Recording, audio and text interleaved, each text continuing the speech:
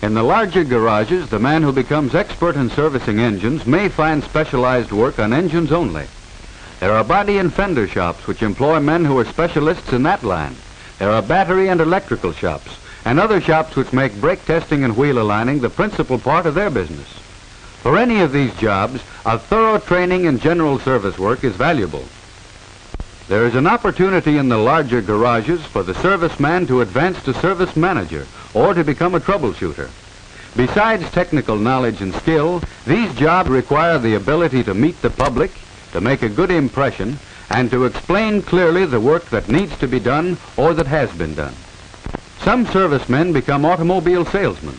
If they have sales ability, they are usually successful because they have the advantage of really understanding the cars they sell.